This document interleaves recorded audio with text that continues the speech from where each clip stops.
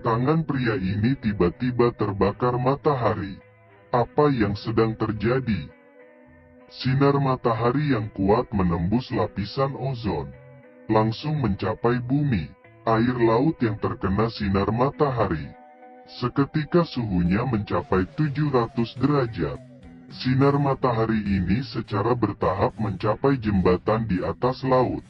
Dalam sekejap, jembatan meleleh, dan mobil-mobil yang diparkir di atas jembatan hanya butuh beberapa detik untuk mengubah ban menjadi air.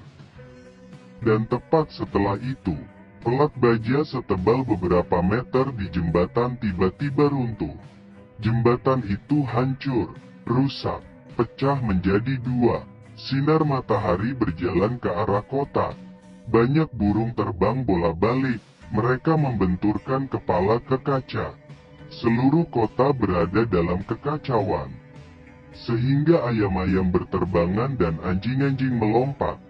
Semua ini karena inti bumi tiba-tiba berhenti berputar, menyebabkan medan magnet bumi menghilang. Begitu magnet bumi menghilang, perisai alami radiasi gelombang mikro ini akan langsung menghanguskan bumi. Pada saat itu, tidak akan ada yang selamat di bumi. Jadi apa masalahnya? Bisakah saya hanya menunggu untuk mati?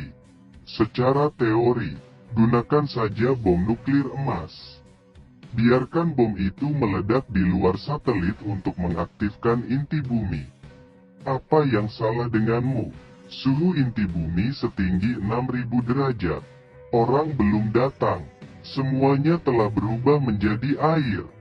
Tapi John masih berpikir bahwa akan ada bahan tahan panas yang bagus, seperti titanium.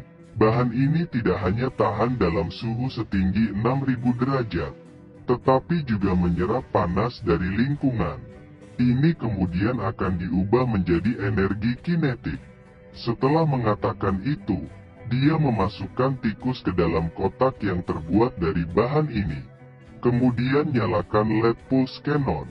Lampu ini menembus pelat baja di belakang kotak, tetapi tikus putih kecil di dalamnya tidak apa-apa.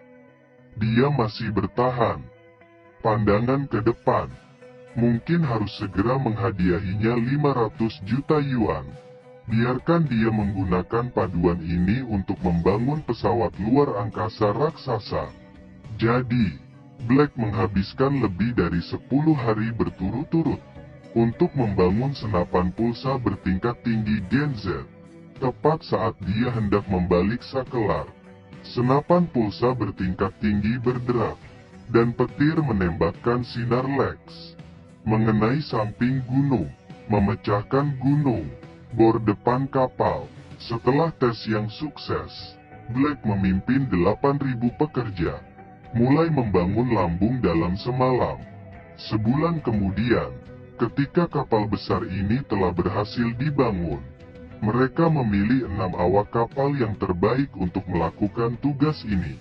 Saat hitungan mundur berakhir, kapal terjun ke laut. Kapal itu sekarang melaju dengan seluruh tenaga kudanya. 5 jam setelah keberangkatan, saat kapal hendak menabrak dasar laut, Black membuka sinar LED untuk menembak menembus cangkang. Cahaya kemudian menembus jauh ke dalam lapisan bumi. Kapal kali ini meningkatkan kecepatan. Ketika hendak mencapai inti bumi, sesuatu yang tidak diketahui tiba-tiba muncul di hadapan mereka. Diikuti dengan ledakan, kapal jatuh bebas. Menunggu semua orang bereaksi, ini benar-benar hutan kristal raksasa. Saat ini, kapal terjebak di dalam kristal dan tidak bisa bergerak. Rekan satu tim mencoba memecahkan lapisan kristal. Setetes lava menetes di kaki rekan satu tim. Rekan satu tim melihat ke bawah. Kristal dilelehkan oleh aliran lava. Jadi mereka dengan cepat menghancurkan hutan kristal agar kapal bisa berlayar.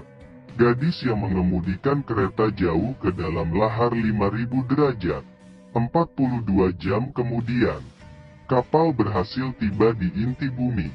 Siapa sangka, Peluncur bom nuklir ini rusak secara tidak sengaja. Pada titik ini, hanya tenaga manusia yang dapat digunakan untuk melanjutkan. Jadi Black mengenakan setelan panas.